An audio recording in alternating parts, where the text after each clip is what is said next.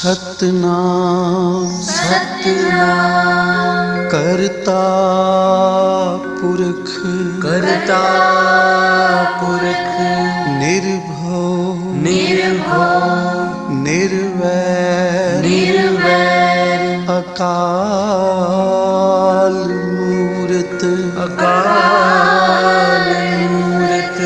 अजूनी सैभं गुर प्रसाद जप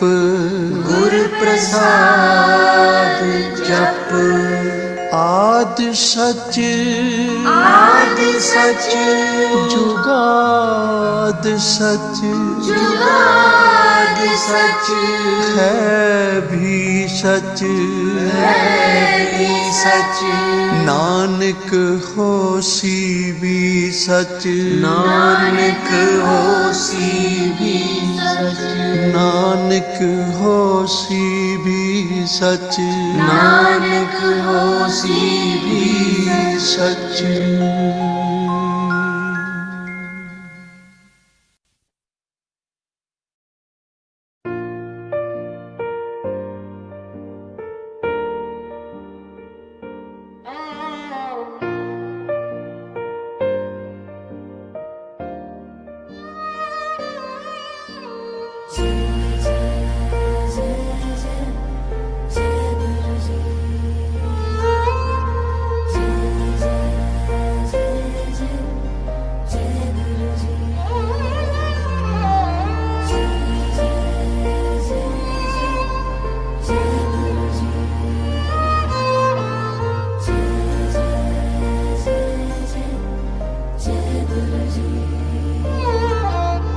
सब तो प्यारे मेरे गुरु जी हर वेले मैनू आख दे फिकर ना कर बंदिया मैं हूं नाल तेरे। सब तो प्यारे मेरे गुरु जी हर वेले मैनू आख दे फिकर ना कर बंदिया मैं हूं नाल तेरे, मैं हूं नाल तेरे, मैं हूं नाल तेरे, मैं हूं नाल तेरे, मैं हूं नाल तेरे।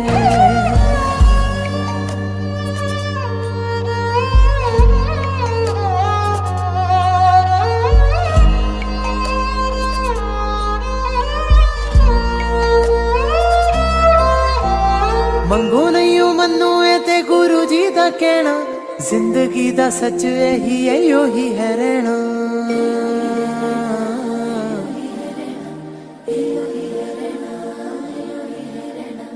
मंगो नहीं मनु ते गुरु जी दा कहना जिंदगी दा सच यही है योही है रहना। उच्चियां हो मंजिलां हुण उच्चे सुपने जेड़ा रहिंदा नीवा फल होंदे ते ही लगने। तेरियां ही रहमतां तो दिन मेरे लंघदे ओ गुरु जी। सब तो प्यारे मेरे गुरु जी हर वेले मैनू आख दे फिकर ना कर बंदिया मैं हूं नाल तेरे, फिकर ना कर बंदिया मैं हूं नाल तेरे।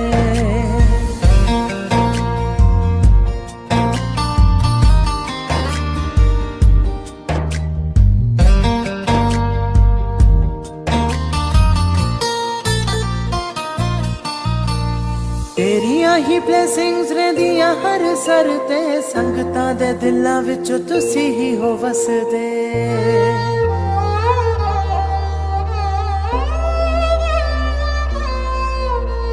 तेरियां ही ब्लेसिंग्स रहिंदियां हर सर ते संगतां दे दिलां विचों तुसी ही हो वसदे। बैठे बिठाए कम मेरे बन जांदे ने कर दे हो तुसी सब मैनू चंगा कहंदे ने। तेरियां ही रहमतां तो दिन मेरे लंघदे ओ गुरु जी। सब तो प्यारे मेरे गुरु जी हर वेले मैनू आख दे फिकर ना कर बंदिया मैं हूं नाल तेरे फिकर ना कर बंदिया मैं हूं नाल तेरे मैं हूं नाल तेरे मैं हूं नाल तेरे मैं हूं नाल तेरे मैं हूं नाल तेरे तेरी दीद दा चाह मैनू चढ़िया मैं दर दर जासा तैनू लभदा ओ गुरु जी ताड़ा शुक्र करां मैं दिता औकात तो मैनू कई कई ज्यादा ओम नमः शिवाय शिव जी सदा सहाय ओम नमः शिवाय गुरु जी सदा सहाय ओम नमः शिवाय शिव जी सदा सहाय ओम नमः शिवाय गुरु जी सदा सहाय शिव जी सदा सहाय गुरु जी सदा सहाय शिव जी सदा सहाय गुरु जी सदा सहाय जय गुरु जी।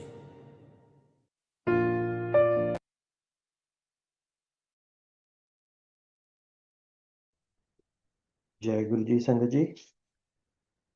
गुरु जी के दरबार में आप सबका स्वागत है। गुरु जी महाराज को बहुत बहुत शुक्राना सारी संगत को एक बार फिर अपने दरबार में हाजिरी देने के लिए।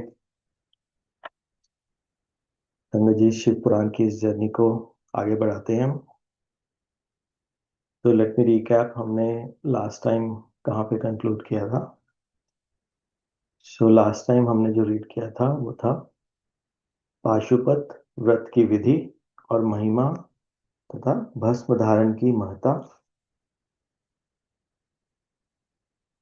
फिर हमने पढ़ा बालक उपमन्यु को दूध के लिए दुखी देख माता का उसे शिव की आराधना के लिए प्रेरित करना तथा उपमन्यु की तीव्र तपस्या। और फाइनली हमने पढ़ा भगवान शंकर का इंद्र रूप धारण करके उपमन्यु के भक्ति भाव की परीक्षा लेना, उन्हें क्षीर सागर आदि देकर बहुत से वर देना और अपना पुत्र मानकर पार्वती के हाथ में सौंपना। कृतार्थ हुए उपमन्यु का अपनी माता के स्थान पर लौटना। तो ये हमने लास्ट टाइम कंक्लूड किया था, जो वायवी संहिता का पूर्ण खंड ये हमने फिनिश कर दिया है। तो आज जो है वायवी संहिता का उत्तरखंड हम स्टार्ट करेंगे, which is going to be page number 719। आज की सेवा जो है वो है मालांठी की। मालांठी, आप अपने आप को अनम्यूट करके अपनी सेवा शुरू कीजिए। जय गुरु। जय गुरु जी। Thank you uncle. जय गुरु जी। शुक्राना गुरु जी शिव पुराण रीडिंग सेवा देने के लिए। संगत जी अगर कहीं पे कुछ पढ़ने में कुछ गलती हो जाए तो प्लीज़ माफ़ करना। तो हम पढ़ेंगे वायवी संहिता उत्तरखंड। ऋषियों के पूछने पर वायुदेव का श्री कृष्ण और उपमन्यु के मिलन का प्रसंग सुनाना, श्री कृष्ण को उपमन्यु से ज्ञान का और भगवान शंकर से पुत्र का लाभ। सूत उपवाच नमः समस्त संसार चक्र भ्रमण हेतवे गौरी कुछ तट द्वंद कुंड कमांगंत वक्ष से। सूत जी कहते हैं जो समस्त संसार चक्र के परिभ्रमण से में कारण रूप है तथा गौरी के युगल उरोजों में लगे हुए केसर से जिनका वक्षस्थल अंकित है, उन भगवान उमा वल्लभ शिव को नमस्कार है। उपमन्यु को भगवान शंकर के कृपा प्रसाद के प्राप्त होने का प्रसंग सुनाकर मध्याह्न काल में नित्य नियम के उद्देश्य से वायुदेव कथा बंद करके उठ गए। तब नैमिषार नैमिषारण्य निवासी अन्य ऋषि भी अब अमुक बात पूछनी है ऐसा निश्चय करके उठे और प्रतिदिन की भांति अपना तात्कालिक नित्य कर्म पूरा करके भगवान वायुदेव को आया देखकर फिर आकर उनसे उनके पास बैठ गए। नियमित नियम समय समाप्त होने पर आकाश जन्मा वायुदेव मुनियों की सभा में अपने लिए निश्चित उत्तम आसन पर विराजमान हो गए, सुखपूर्वक बैठ गए। तब वे लोक वंदित पवनदेव परमेश्वर की श्री संपन्न विभूति का मन ही मन चिंतन करके इस प्रकार बोले, मैं उन सर्वज्ञ और अपराजित महान देव भगवान शंकर की शरण लेता हूँ, जिनकी विभूति इस समस्त चराचर जगत के रूप में फैली हुई है। उनकी शुभ वाणी को सुनकर वे निष्पाप ऋषि भगवान की विभूति का विस्तार पूर्वक वर्णन सुनने के लिए यह उत्तम वचन बोले। ऋषियों ने कहा, भगवान, आपने महात्मा उपमन्यु का चरित्र सुनाया, जिससे यह ज्ञात हुआ कि उन्होंने केवल दूध के लिए तपस्या करके भी परमेश्वर शिव से सब कुछ पा लिया। हमने पहले से ही सुन रखा है कि अनायास ही महान कर्म करने वाले वासुदेव नंदन भगवान श्री कृष्ण किसी समय धौम्य के बड़े भाई उपमन्यु से मिले थे और उनकी प्रेरणा से पाशुपत व्रत का अनुष्ठान करके उन्होंने परम ज्ञान प्राप्त कर लिया। अतः आप यह बताएं कि भगवान श्री कृष्ण ने परम उत्तम पाशुपत ज्ञान किस प्रकार प्राप्त किया। वायुदेव बोले, अपनी इच्छा से अवतीर्ण होने पर सनातन वासुदेव ने मानव शरीर निंदा सी करते हुए लोक संग्रह के लिए शरीर की शुद्धि की थी। वे पुत्र प्राप्ति के निमित्त तप करने के लिए उन महामुनि के आश्रम पर गए थे, जहां बहुत से मुनि उपमन्यु जी का दर्शन कर रहे थे।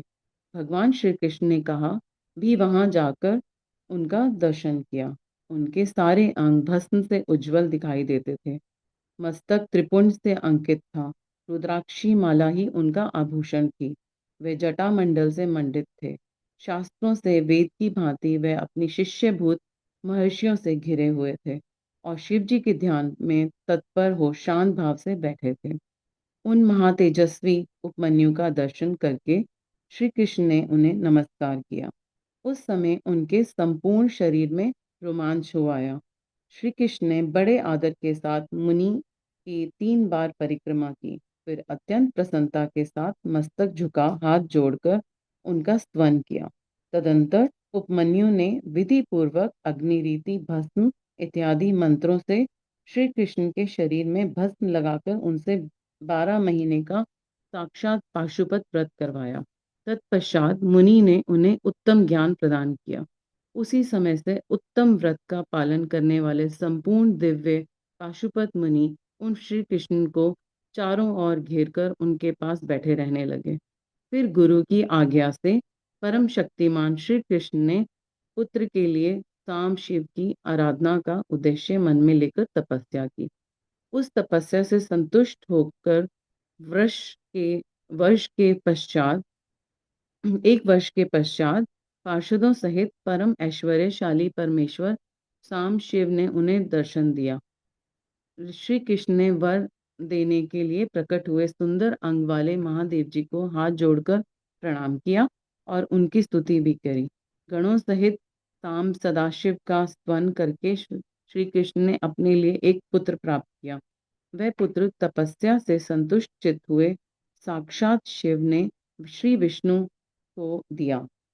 चूंकि साम शिव ने उन्हें अपना पुत्र प्रदान किया, इसलिए श्री कृष्ण ने जाम्बती कुमार का नाम साम ही रखा। इस प्रकार अमित पराक्रमी श्री कृष्ण को महर्षि उपमन्यु से ज्ञान लाभ और भगवान शंकर से पुत्र लाभ हुआ। इस प्रकार यह सब प्रसंग मैंने पूरा कह सुनाया। यह जो प्रतिदिन इसे कहता, सुनता या सुनाता है, वह भगवान विष्णु का ज्ञान पाकर उन्हीं के साथ आनंदित होता है। अध्याय 1 समाप्त। उपमन्यु द्वारा श्री कृष्ण को पाशुपत ज्ञान का उपदेश। ऋषियों ने पूछा, पाशुपत ज्ञान क्या है? भगवान शिव पशुपति कैसे हैं और अनायास ही महान कर्म करने वाले भगवान श्री कृष्ण ने उपमन्यु से किस प्रकार प्रश्न किया था। वायुदेव, आप साक्षात शंकर के स्वरूप हैं, इसलिए ये सब बातें बताइए। तीनों लोक में आपके सामने दूसरा कोई वक्ता इन बातों को बताने में समर्थ नहीं है। सूत जी कहते हैं, उन महर्षियों की यह बात सुनकर वायुदेव ने भगवान शंकर का स्मरण करके इस प्रकार उत्तर देना आरंभ किया। वायुदेव बोले, महर्षियों, पूर्व काल में श्री कृष्ण रूपधारी भगवान विष्णु ने अपने आसन पर बैठे हुए महर्षि उपमन्यु से उन्हें प्रणाम करके न्याय पूर्वक जो यूं प्रश्न किया। श्री कृष्ण ने कहा, भगवान महादेव जी ने देवी पार्वती को जिस दिव्य पाशुपत ज्ञान तथा अपनी संपूर्ण विभूति का उपदेश दिया था, मैं उसी को सुनाना चाहता हूँ। महादेव जी पशुपति कैसे हुए? पशु कौन कहलाते हैं? वे पशु किन पाशों से बांधे हो जाते हैं और फिर किस प्रकार उनसे मुक्त होते हैं? महात्मा श्री कृष्ण के इस प्रकार पूछने पर श्रीमान उपमन्यु ने महादेव जी तथा देवी पार्वती को प्रणाम करके उनके प्रश्न के अनुसार उत्तर देना आरंभ किया। उपमन्यु बोले, देवकी नंदन, ब्रह्मा जी से लेकर स्थावर पर्यंत जो भी संसार के वशवर्ती चराचर प्राणी हैं, वे सब के सब भगवान शिव के पशु कहलाते हैं और उनके पति होने के कारण देवेश्वर शिव को पशुपति कहा गया है। वह पशुपति अपने पशुओं को मल और माया आदि पाशों से बांधते हैं और भक्ति पूर्वक उनके द्वारा आराधित होने पर वे स्वयं ही उन्हें उन पाशों से मुक्त करते हैं। जो 24 तत्व हैं वे माया के कार्य एवं गुण हैं, वे ही विषय कहलाते हैं। जीवों पशुओं को बांधने वाले पाश वे ही हैं।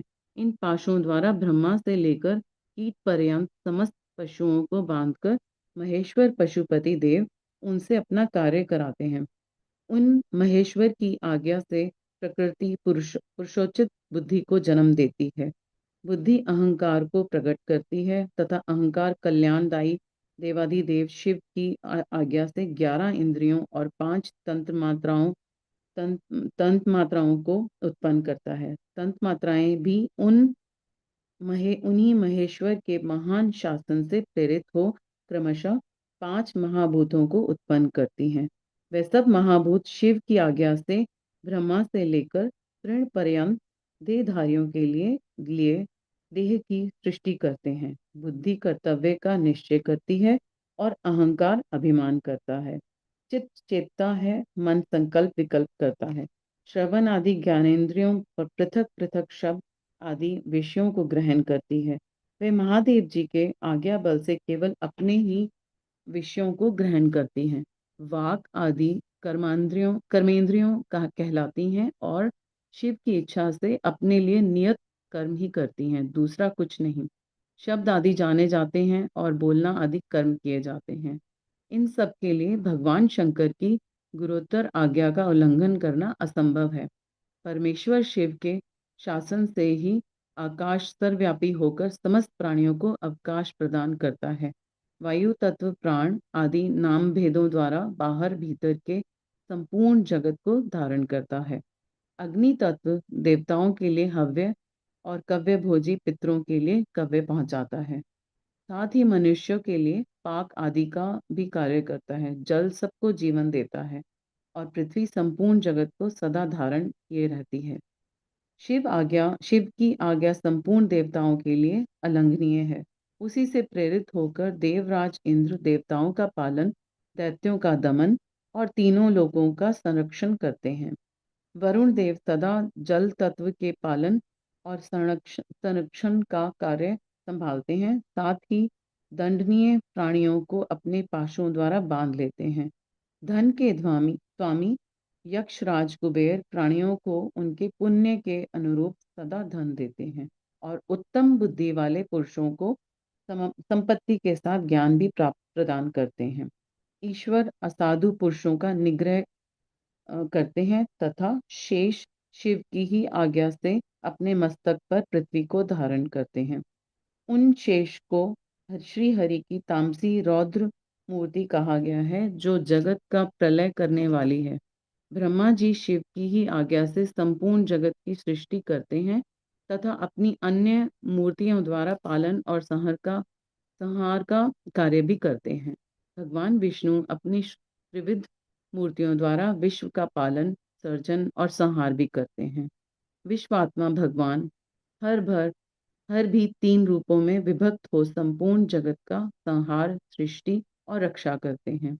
काल सबको उत्पन्न करता है, वही प्रजा की सृष्टि करता है तथा वह वही विश्व का पालन करता है। यह सब वह महाकाल की आज्ञा से प्रेरित होकर ही करता है। भगवान सूर्य उन्हीं की आज्ञा से अपने 3 अंशों द्वारा जगत का पालन करते, अपनी किरणों द्वारा वृष्टि के लिए आदेश देते और स्वयं आकाश में मेघ बनकर बरसते हैं। चंद्रभूषण शिव का शासन मानकर ही चंद्रमा औषधियों का पोषण और प्राणियों को आह्लादित करते हैं। साथ ही देवताओं को अपनी अमृतमयी कलाओं का पान करने देते हैं।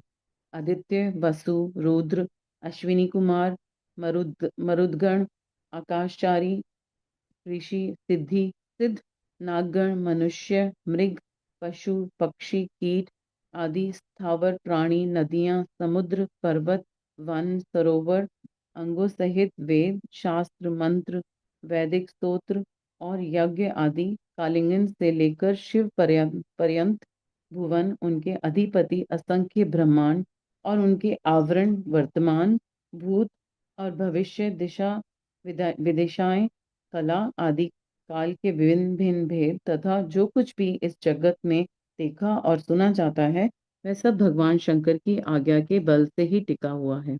उनकी आज्ञा ही बल से यहाँ पृथ्वी, पर्वत, मेघ, समुद्र, नक्षत्रगण, इंद्र आदि देवता, स्थावर, जंगम अथवा जड़ और चेतन सबकी स्थिति है।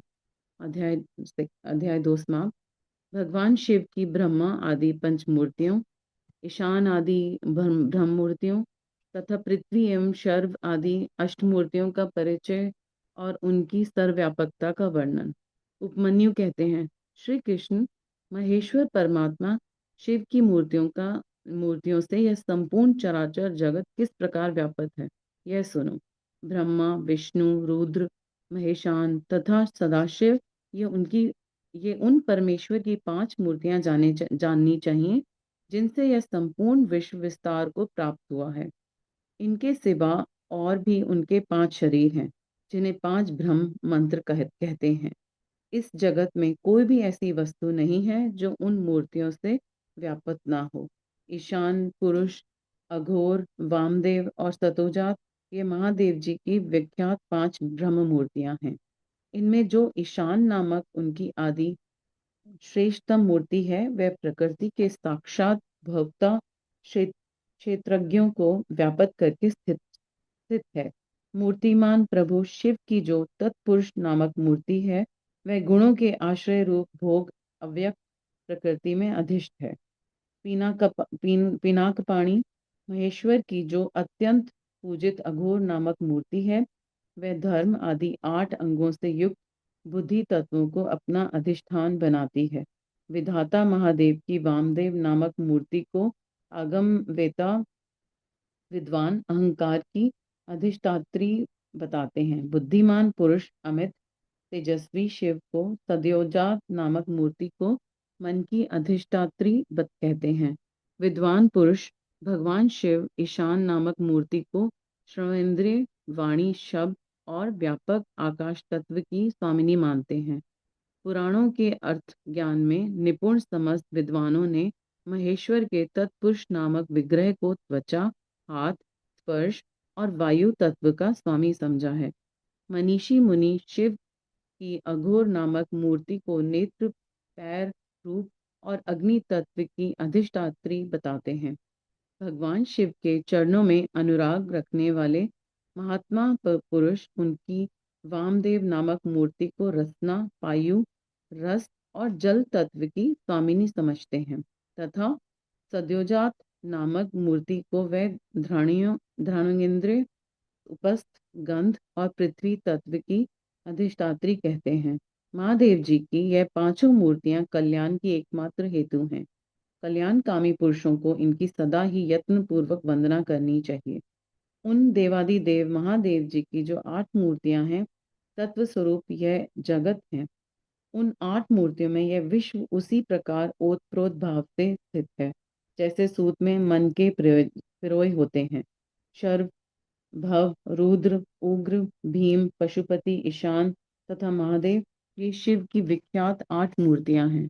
महेश्वर की इन शर्व आदि 8 मूर्तियों क्रमशः भूमि, जल, अग्नि, वायु, क्षेत्रज्ञ, सूर्य और चंद्रमा अधिष्ठित होते हैं। उनकी पृथ्वीमयी मूर्ति संपूर्ण चराचर जगत को धारण करती है।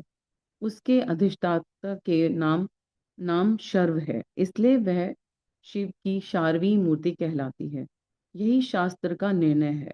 उनकी जलमयी मूर्ति समस्त जगत के लिए जीवनदायिनी है। जल परमात्मा भव की मूर्ति है, इसलिए उसे भावी कहते हैं। शिव की तेजोमयी शुभ मूर्ति विश्व के बाहर भीतर व्यापक होकर स्थित है। इस घोर रूपिणी मूर्ति का नाम रुद्र है, इसलिए वह रुद्री कहलाती है। भगवान शिव वायु रूप से स्वयं गतिशील होते हैं और इस जगत को गतिशील बनाते हैं। साथ ही वह उसका भरण पोषण भी करते हैं। वायु भगवान उग्र की मूर्ति है, इसलिए साधु पुरुष उसे औग्री कहते हैं। भगवान भीम की आकाश रूपिणी मूर्ति सबको अवकाश देने वाली सर्वव्यापिनी तथा भूत समुदाय की भेदिका है। वह भीम नाम से प्रसिद्ध है, अतः इसे भैमी मूर्ति भी कहते हैं। संपूर्ण नेत्रों में निवास करने वाली तथा संपूर्ण आत्माओं की अधिष्ठात्री शिव मूर्ति को पशुपति मूर्ति समझना चाहिए।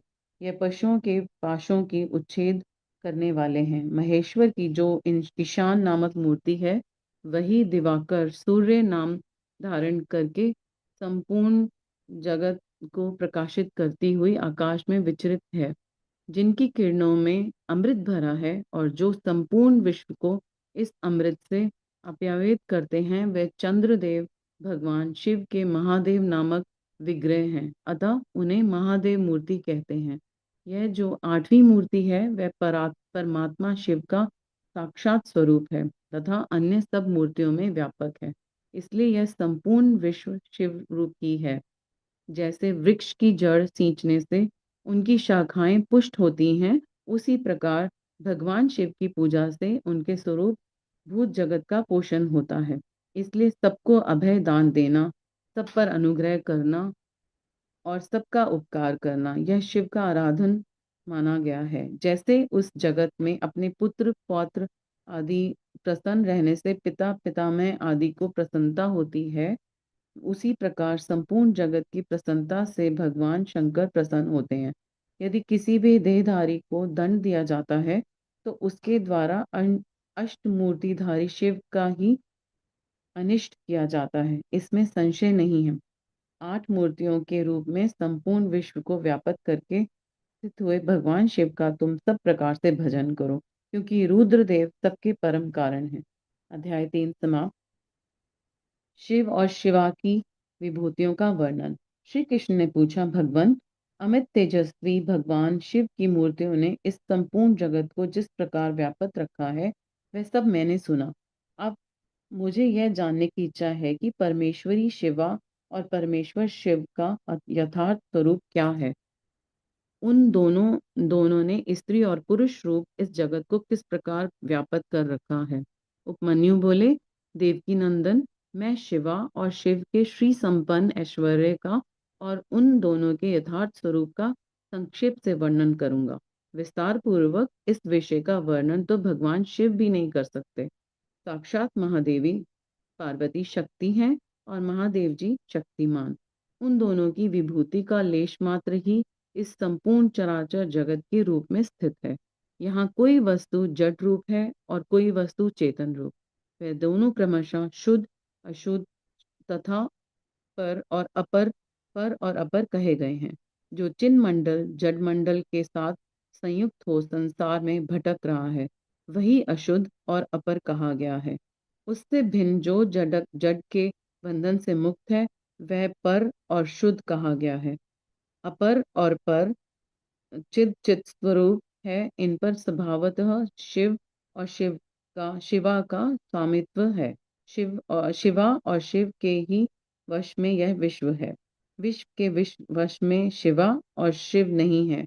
यह जगत शिव और शिवा के शासन में है, इसलिए वह दोनों इसके ईश्वर या विशेश्वर कहे गए हैं। जैसे शिव हैं वैसे ही शिवा देवी हैं, तथा जैसे शिवा देवी हैं वैसे ही शिव हैं। जिस तरह चंद्रमा और उनकी चांदनी में कोई अंतर नहीं है, उसी प्रकार शिव और शिवा में कोई अंतर ना समझें। जैसे चंद्रिका के बिना यह चंद्रमा सुशोभित नहीं होते, उसी प्रकार शिव विद्यमान होने पर शक्ति के बिना सुशोभित नहीं होते। जैसे ये सूर्य देव कभी प्रभा के बिना नहीं रहते और प्रभा भी उन सूर्य देव के बिना नहीं रहती, निरंतर उनके आश्रय ही रहती है, उसी प्रकार शक्ति और शक्तिमान को सदा एक दूसरे की अपेक्षा होती है। ना तो शिव के बिना शक्ति रह सकती है और ना शक्ति के बिना शिव। जिसके द्वारा शिव सदा देहधारियों को भोग और मोक्ष देने में समर्थ होते हैं, वे आदि आदित्य चिन्मयी पराशक्ति शिव ही आश्रित हैं। ज्ञानी पुरुष उसी शक्ति को सर्वेश्वर परमात्मा शिव के अनुरूप उन उन अलौकिक गुणों के कारण उनकी समधर्मिणी कहते हैं। वह एकमात्र चिन्मयी पराशक्ति सृष्टि धर्मिणी है। वही शिव की इच्छा से विभाग पूर्वक नाना प्रकार के विश्व की रचना करती है। वह शक्ति मूल प्रकृति, माया और त्रिगुणा तीन प्रकार की बताई गई हैं। उस शक्ति रूपिणी शिवा ने ही इस जगत का विस्तार किया है। व्यवहार भेद से शक्तियों के 1, 2, 100, 1000 एवं बहुसंख्यक भेद हो जाते हैं। शिव की इच्छा से ही पराशक्ति शिव तत्व के साथ एकता को प्राप्त होती है। तब से कल्प के आदि में उसी प्रकार सृष्टि का प्रादुर्भाव भाव होता है, जिससे तिल से तेल का तदंतर शक्तिमान से शक्ति में क्रियामयी शक्ति प्रकट होती है। उसके विशुद्ध होने पर आदि काल में पहले नाद की उत्पत्ति हुई, फिर नाद से बिंदु का प्रकटे हुआ और बिंदु से सदाशिव देव का। इन सदाशिव से महेश्वर प्रकट हुए और महेश्वर से शुद्ध विद्या। वह वाणी की ईश्वरी है। इस प्रकार त्रिशूलधारी महेश्वर से वागेश्वरी नामक शक्ति का प्रादुर्भाव हुआ, जो वर्णों अक्षरों के रूप में विस्तार को प्राप्त होती है और मातृका कहलाती है। तदंतर अनंत के समावेश से माया ने काल, नियति, कला और विद्या की सृष्टि की। कला से राहु तथा पुरुष हुए, फिर माया से ही त्रिगुण आत्मिका अव्यक्त प्रकृति हुई। उस त्रिगुणात्मक अव्यक्त से तीनों गुण पृथक पृथक प्रकट हुए। उनके नाम है सत्व, रज और तम। इनसे संपूर्ण जगत व्यापक है। गुणों में शोभ होने पर उनसे गुणेश नामक 3 मूर्तियां प्रकट हुईं। साथ ही महत आदि तत्वों का क्रमशः प्रादुर्भाव हुआ। उन्हीं से शिव की आज्ञा के अनुसार असंख्य अंड पिंड प्रकट होते हैं, जो अनंत आदि विद्वेश्वर चक्रवर्तियों से अधिष्ठित हैं। शरीरांतक के भेद से शक्ति के बहुत से भेद कहे गए हैं। स्थूल और सूक्ष्म के भेद से उनके अनेक रूप जानने चाहिए। रुद्र की शक्ति रौद्री, विष्णु की वैष्णवी, ब्रह्मा की ब्रह्माणी और इंद्र की इंद्राणी कहलाती है। यहाँ बहुत कहने से क्या लाभ। जिससे विश्व कहा गया है वह उसी प्रकार शक्तात्मा से व्यापक है, जैसे शरीर अंतरात्मा से। अतः संपूर्ण स्थावर जंगमरूप जगत शक्तिमय है। यह पराशक्ति परमात्मा शिव की कला कही गई है। इस तरह यह पराशक्ति ईश्वर की इच्छा के अनुसार चलकर चराचर जगत की सृष्टि करती है। जैसे विज्ञ पुरुषों का निश्चय है, ज्ञान, क्रिया और इच्छा अपनी इन तीनों शक्तियों द्वारा शक्तिमान ईश्वर सदा संपूर्ण विश्व को व्यापक करके स्थित होते हैं। यह इस प्रकार हो और यह इस प्रकार ना हो, इस तरह कार्यों का नियमन करने वाली महेश्वर की इच्छा शक्ति नित्य है। उनकी जो ज्ञान शक्ति है वह बुद्धि रूप होकर कार्य कारण प्रयोजन का ठीक ठाक निश्चय करती है, तथा शिव की जो क्रिया शक्ति है वह संकल्प रूपिणी होकर उनकी इच्छा और निश्चय के अनुसार कार्यरूप संपूर्ण जगत की क्षण भर में कल्पना कर देती है। इस प्रकार तीनों शक्तियों से जगत का उत्थान होता है। प्रसव धर्म वाली जो शक्ति है वह पराशक्ति से प्रेरित होकर ही संपूर्ण जगत की सृष्टि करती है। इस तरह शक्तियों के संयोग से शिव शक्तिमान कहलाते हैं। शक्ति और शक्तिमान से प्रकट होने के कारण यह जगत शाक्त और शैव कहा गया है। जैसे माता पिता के बिना पुत्र का जन्म नहीं होता, उसी प्रकार भव और भवानी के बिना इस चराचर जगत की उत्पत्ति नहीं होती। स्त्री और पुरुष से प्रकट हुए जगत स्त्री और पुरुष रूप ही हैं। यह स्त्री और पुरुष की विभूति है, अतः स्त्री और पुरुष से अधिष्ठित है। इनमें शक्तिमान पुरुष रूप शिव तो परमात्मा कहे गए हैं और स्त्री रूपिणी शिवा उनकी पराशक्ति। शिव सदाशिव कहे गए हैं और शिवा मनोमणि। शिव को महेश्वर जानना चाहिए और शिवा माया कहलाती है। परमेश्वर शिव पुरुष हैं और परमेश्वरी शिवा प्रकृति। महेश्वर शिव रुद्र हैं और उनकी वल्लभा शिवा देवी रुद्राणी। विश्वेश्वर देव विष्णु हैं और उनकी प्रिया लक्ष्मी। जब सृष्टिकर्ता शिव ब्रह्मा कहलाते हैं तब उनकी प्रिया को ब्रह्माणी कहते हैं। भगवान शिव भास्कर हैं और भगवती शिवा प्रभा। कामनाशन शिव महेंद्र हैं और गिरिराज नंदिनी उमा शची। महादेव जी अग्नि हैं और उनकी अर्धांगिनी उमा स्वाहा। भगवान त्रिलोचन यम है और गिरिराज नंदिनी उमा यम प्रिया। भगवान शंकर नितृति हैं और पार्वती नैतृति।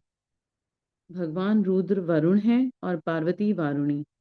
चंद्रशेखर शिव वायु हैं और पार्वती वायु प्रिया। शिव यक्ष हैं और पार्वती रिद्धि।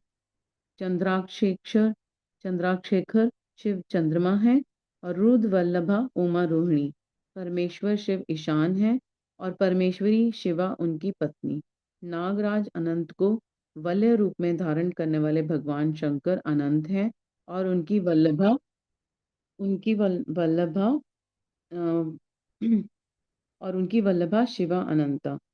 काल शत्रु शिव कालिंगनी रुद्र हैं और काली कालांत प्रिया हैं। उन जिनका दूसरा नाम पुरुष है। ऐसे स्वयंभव मनु के रूप में साक्षात शंभु ही हैं और शिव प्रिया उमा शतरूपा हैं। साक्षात महादेव दक्ष हैं और परमेश्वरी पार्वती प्रसूति। भगवान भव रुचि हैं और भवानी को ही विद्वान पुरुष आकुति कहते हैं। महादेव जी भृगु हैं और पार्वती ख्याति। भगवान रुद्र मरीच हैं और शिव वल्लभा संभूति। भगवान गंगाधर अंगिरा हैं और साक्षात उमा स्मृति। चंद्रमौली पुलत्य है और पार्वती प्रीति। त्रिपुरनाशक शिव पुलह हैं और पार्वती ही उनकी प्रिया है। यज्ञ विध्वंसी शिव कृतु कहे गए हैं और उनकी प्रिया पार्वती सनंती। भगवान शिव अत्रि हैं और साक्षात उमा अनुसुआ। कालहंता शिव कश्यप हैं और महेश्वरी उमा देवमाता अदिति। कामनाशन शिव वशिष्ठ हैं और साक्षात देवी पार्वती अरुंधति। भगवान शंकर ही संसार के सारे पुरुष हैं और महेश्वरी शिवा ही संपूर्ण स्त्रियां, अतः सभी स्त्री पुरुष उन्हीं की विभूतियां हैं। भगवान शिव विषयी हैं और परमेश्वरी उमा विषय। जो कुछ सुनने में आता है वह सब उमा का रूप है और श्रोता साक्षात भगवान शंकर हैं। जिसके विश्व में प्रश्न या जिज्ञासा होती है उस समस्त वस्तु समुदाय का रूप शंकर वल्लभा शिवा स्वयं धारण करती है तथा पूछने वाला जो पुरुष है वह बाल चंद्रशेखर विश्वात्मा शिव रूप ही है। भव वल्लभा उमा ही दृष्टव वस्तुओं का रूप धारण करती हैं और दृष्टा पुरुष के रूप में शशिखंड मौली भगवान विश्वनाथ ही सब कुछ देखते हैं। संपूर्ण रस की राशि महादेवी है और उस रस का आस्वादन करने वाले मंगलमय महादेव हैं। प्रेम समूह पार्वती हैं और प्रियतम विषभोजी शिव हैं। देवी महेश्वरी सदा मंत्व वस्तुओं का स्वरूप धारण करती हैं और विश्वात्मा महेश्वर महादेव उन वस्तुओं के मनता मनन करने वाले हैं। भव वल्लभा पार्वती बौद्धवे है जानने योग्य वस्तुओं का स्वरूप धारण करती हैं और शशि शेखर भगवान महादेवी उन वस्तुओं को ही ज्ञाता है। सामर्थ्यशाली भगवान पीना की संपूर्ण प्राणियों के प्राण है और सबके प्राणों की स्थिति जल रूपिणी माता पार्वती है। त्रिपुरांतक पशुपति पति की प्राण वल्लभा पार्वती देवी जब क्षेत्र का रूप स्वरूप धारण करती है, तब काल के ही काल भगवान महाकाल क्षेत्रज्ञ रूप में स्थित होते हैं। शूलधारी महादेव जी दिन है तो शूलपाणिनी प्रिया पार्वती रात्रि। कल्याणकारी महादेव जी आकाश हैं और शंकर प्रिया पार्वती पृथ्वी। भगवान महेश्वर समुद्र है तो गिरिराज कन्या शिवा उसकी तटभूमि है। भध्वज महादेव वृक्ष हैं तो विश्वेश्वर प्रिया उमा उस पर फैलने वाली लता है। भगवान त्रिपुराशक महादेव संपूर्ण पुल्लिंग रूप को स्वयं धारण करते हैं और महादेव मनोरमा देवी शिवा तारा स्त्रीलिंग रूप धारण करती हैं। शिव वल्लभा शिवा समस्त शब्द जाल का रूप धारण करती हैं और बुलंदशेखर शिव संपूर्ण अर्थ का। जिस जिस पदार्थ की जो शक्ति कही गई है वह शक्ति तो विश्वेश्वरी देवी शिवा है और वह सारा पदार्थ साक्षात महेश्वर है, जो सबसे परे हैं, जो पवित्र हैं, जो पुण्यमय है तथा जो मंगल रूप है। उस वस्तु को महाभाग महात्माओं ने उन्हीं दोनों शिव पार्वती के तेज से विस्तार को प्राप्त हुई बताया है। जैसे जलते हुए दीपक की शिखा समूचे घर को प्रकाशित करती है, उसी प्रकार शिव पार्वती का यह तेज व्यापक होकर संपूर्ण जगत को प्रकाश दे रहा है। ये दोनों शिवा और शिव सर्व रूप हैं, सबका कल्याण करने वाले हैं, अतः सदा ही इन दोनों का पूजन नमन एवं चिंतन करना चाहिए। श्री कृष्ण, आज मैंने तुम्हारे समक्ष अपनी बुद्धि के अनुसार परमेश्वर शिवा और शिव के यथार्थ स्वरूप का वर्णन किया है, परंतु यथापूर्वक नहीं, अर्थात इस वर्णन से यह नहीं मान लेना चाहिए कि इन दोनों के यथार्थ स्वरूप का पूर्णतः वर्णन हो गया, क्योंकि इनके स्वरूप की यथा सीमा नहीं है, जो समस्त महापुरुषों के भी मन की सीमा से परे है। परमेश्वर शिव और शिवा के उस यथार्थ स्वरूप का वर्णन कैसे किया जा सकता है जिन्होंने अपने चित्त को महेश्वर के चरणों में अर्पित कर दिया है तथा जो उनके अनन्य भक्त हैं, उनके ही मन में वे आते हैं और उन्हीं की बुद्धि में आरूढ़ होते हैं। दूसरों की बुद्धि में वे आरूढ़ नहीं होते। यहाँ मैंने जैसे विभूति का वर्णन किया है वह प्राकृत और इसलिए अपरा मानी गई है। इससे भिन्न जो अप्रकृत एवं परा विभूति है वह गुहा है। उनके गुण रहस्य को जानने वाले पुरुष ही उन्हें जानते हैं। परमेश्वर की यह अप्रकृत परा विभूति वह है जहाँ से मन और इंद्रियों सहित वाणी लौट आती है। परमेश्वर की वही विभूति यहाँ परम धाम है, वही यहाँ परम गति और है और वही यहाँ पराकाष्ठा है। जो अपने श्वास और इंद्रियों पर विजय पा चुके हैं, वह योगी जन ही उसे पाने का प्रयत्न करते हैं। शिवा और शिव की यह विभूति संसार रूपी विषधर सर्प के डसने से मृत्यु के अधीन हुए मानव के लिए संजीवनी औषधि है। इससे जानने वाले पुरुष किसी से भी भयभीत नहीं होते। जो इस परा और अपरा विभूति को ठीक ठाक जान लेता है, वह अपरा विभूति को लांग कर परा विभूति का अनुभव करने लगता है। श्री कृष्ण, यह तुमसे परमात्मा शिव और पार्वती के यथार्थ स्वरूप का गोपनीय होने पर भी वर्णन किया गया है, क्योंकि तुम भगवान शिव के भक्ति के योग्य हो। जो शिष्य ना हो, शिव के उपासक ना हो और भक्त भी ना हो, ऐसे लोगों को कभी शिव पार्वती की इस विभूति का उपदेश नहीं देना चाहिए। यह वेद की आज्ञा है। अतः अत्यंत कल्याणमय श्री कृष्ण, तुम दूसरों को इसका उपदेश ना देना। जो तुम्हारे जैसे योग्य पुरुष हों, उन्हीं से कहना, अन्यथा मौन ही रहना। जो भीतर से पवित्र शिव का भक्त और विश्वासी हो, वह यदि इसका कीर्तन करे तो मनोवंचित फल का भागी होता है। यदि पहले के प्रबल प्रतिबंधक कर्मों द्वारा प्रथम पाकर फल की प्राप्ति में बाधा पड़ जाए तो भी बारंबार साधना का अभ्यास करना चाहिए। ऐसा करने वाले पुरुष के लिए यहाँ कुछ भी दुर्लभ नहीं है। अध्याय 4 समाप्त। जय गुरु जी, शुक्राना Guru ji. Over to you aunty.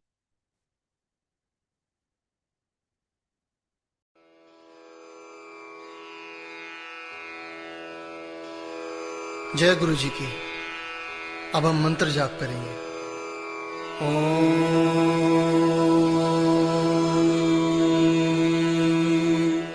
नमः शिवाय। शिव जी सदा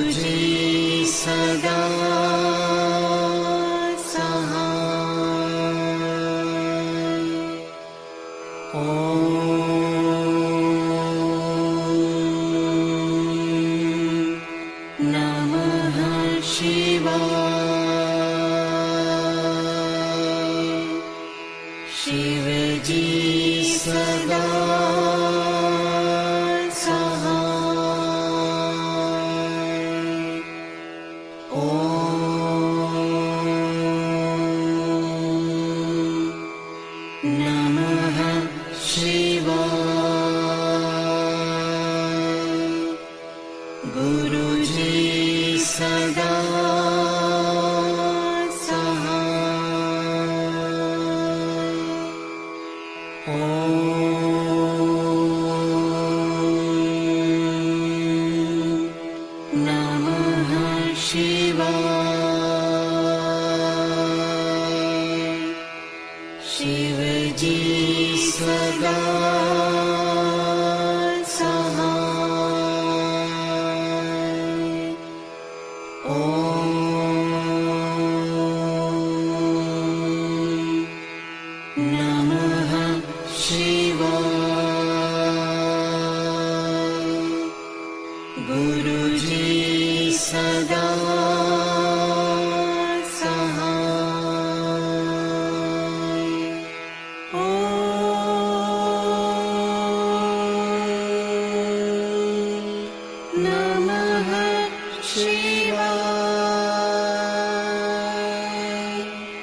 शिव जी सदा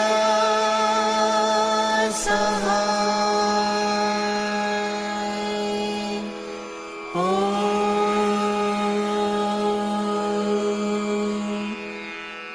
नमः शिवाय। गुरु जी सदा सहाय।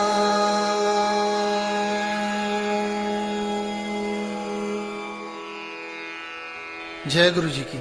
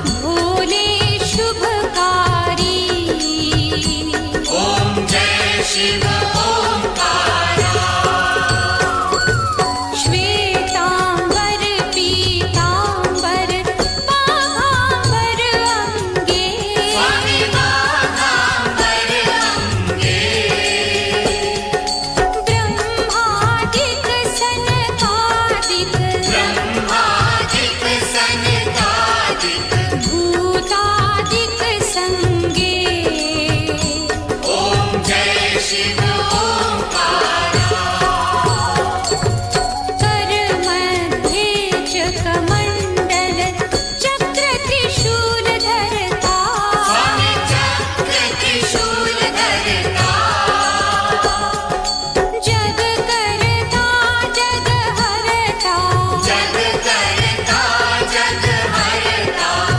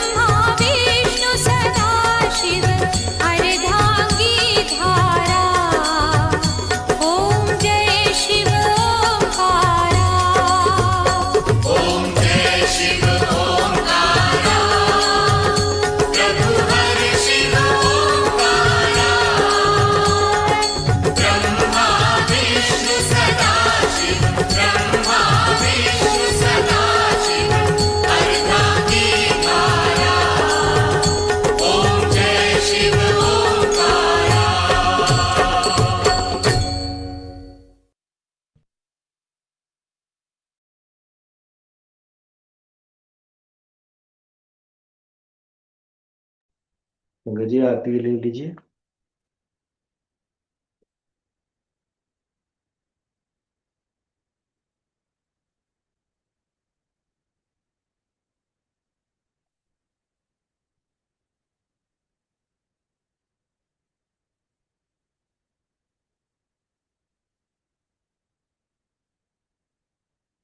जय गुरु जी।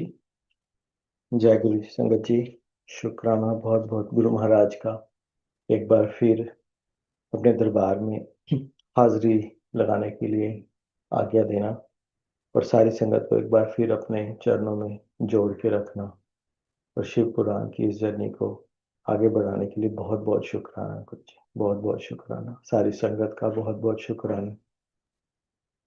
और Mara aunty, thank you for your reading seva today. I feel like last time Nina aunty जब अपना सत्संग शेयर कर रही थी तो शी मेंशन्ड अबाउट के I don't know how it all happened and when it started, and here we are today. I think that resonates with me very very well. तो मुझे भी ऐसा लगता है कि it feels like we just started, और ये journey शुरू करी, of course lot of learnings along the way, but महाराज ने ही रास्ता दिखाया, महाराज ने ही सोची दी, और महाराज ने ही उंगली पकड़ के हमें आगे चलना सिखाया, and here we are all today. तो बहुत बहुत शुक्राना है महाराज का कि ऐसी सोची भी वही देते हैं, रास्ता भी वही दिखाते हैं, और रोड भी वही क्रॉस करा देते हैं। And it feels like if you look at where we are in this journey, I think we are very close to concluding this Shiv Puran, and it feels so beautiful, so grateful कि शायद खुद की अगर हमारी ये Dzire हो पढ़ने की तो शायद हम फिर भी कहीं आलस कर जाते हैं, लेकिन जब संगत का साथ होता है और महाराज का बुलावा होता है, हुक्म होता है, तो ये पाठ भी कब शुरू होता है और कब खत्म होता है पता ही नहीं लगता। And here we are. So बहुत बहुत शुक्राना है महाराज का। अगर खुद अपने आप को हम फोर्स करें कि हफ्ते में 2 बार मंडे और थर्सडे को गुरु महाराज के साथ आके बैठना है तो शायद बहुत मुश्किल लगेगा, लेकिन ये जो नीना आंटी ने जो शिव पुराण की जर्नी स्टार्ट करी है, it feels like it has become a habit now. तो महाराज का यही तरीका है संगत को कहीं ना कहीं मैसेज देने का, कहीं ना कहीं रास्ता दिखाने का कि कैसे जुड़ना है। हम सब सारी संगत यहाँ बैठी है, अपनी मर्जी से नहीं बैठी। We are all blessed, we are all chosen because he wanted us to be here. he didn't want us to be somewhere else, but he wanted us to be here. तो बहुत शुक्राना है महाराज का कि महाराज हमें इतनी थोड़ी थोड़ी सी ऐसी सोची हमारे मन में डाली है कि हम इस दरबार को, इस वक्त को, इस पाठ को इतनी इंपॉर्टेंस देते हैं कि बाकी सारी चीजें हमारे लिए छोटी हैं। यही सबसे ऊंची ऊंची चीज है, और यही इस तरह की सोची महाराज देते रहना, सही रास्ते पे हमें चलाते रहना, चरणों में जोड़ के रखना। और जितनी बार गुरुजी अपने पास बुलाते हैं, I always feel like it's an indication from him कि जितनी बार आके मेरा पाठ सुनोगे, जितनी बार आके शब्द सुनोगे, जितनी बार मेरे पास आके बैठोगे, inch by inch we are getting closer to him, and I think that's a blessing by itself. तो बहुत बहुत शुक्राना है महाराज, इतने सारी अपॉर्चुनिटीज आप हमें देते हैं, नोइंगली अनोइंगली हमें नहीं पता होता, लेकिन आप अंतर्यामी हैं और आप ही हमें ज्ञान देते हैं और आप ही रास्ता दिखाते हैं। हमारी कोई औकात नहीं है कि हम गुरु जी का शुक्राना भी कर सकें। शायद अगर हम किसी पार्टी में जाएं या कहीं बाहर जाएं, सोशल मीटिंग में, हमारी शायद बातें भी नहीं खत्म होती वहाँ पे लोगों के साथ जब हम बातें करते हैं, लेकिन जब हम दरबार में आते हैं, गुरु जी का शुक्राना करने बैठे, तो शायद हमारे वर्ड्स छोटे पड़ जाते हैं। I think that's how it is. महाराज माफ करें, लेकिन इसीलिए हमेशा यही कहते हैं, सारी संगत भी कहती है कि महाराज का शुक्राना करना आसान नहीं है, बहुत मुश्किल है। हम तो सिर्फ कोशिश करते हैं और महाराज उस कोशिश में ही खुश हो जाते हैं, फिर हमें माफ कर देते हैं, फिर हमें दोबारा बुला लेते हैं, हम फिर गलतियां करते हैं, फिर भूल जाते हैं, महाराज फिर याद करवा देते और बुला लेते अपने पास। यही गुरु जी का बड़प्पन है। ना हमारी औकात है, ना हमारा नाम है, ना हमारा ढंग है, ना हमारा रंग है, इतने अवगुण है हम में। हम बहुत गलतियां करते हैं, भूल भी जाते हैं गुरु जी को, कष्ट आता है तो सबसे पहले उंगली भी भगवान पे उठा देते हैं हम तो गुरु जी पे, लेकिन गुरु जी फिर सब कुछ भुलवा के हमें वापस बुला लेते हैं। और यही गुरु जी का बड़ापन है। और यही अरदास है, गुरु जी सद्बुद्धि सबको दें, सर्वदा भला हो, अपने चरणों में जोड़ के रखें, जो राखें त्यों रहिए। गुरु जी बस यहीं अपने पास अपने चरणों में आप अपने हमारे लिए एक जगह बना के रखें और ऐसी सेवा देते रहें। बहुत बहुत शुक्राना महाराज का, बहुत बहुत शुक्राना। संगत जी आज यहीं कंक्लूड करते हैं और आप अपने आप को अनम्यूट करके आगे ले लीजिए प्लीज। जय गुरु जी। जय गुरु जी, शुक्राना गुरु जी। जय गुरु जी, शुक्राना गुरु जी। जय गुरु जी, शुक्राना गुरु जी। जय गुरु जी, शुक्राना शुक्राना गुरु जी। जय गुरु जी, शुक्राना गुरु जी। शुक्राना शुक्राना शुक्राना शुक्राना।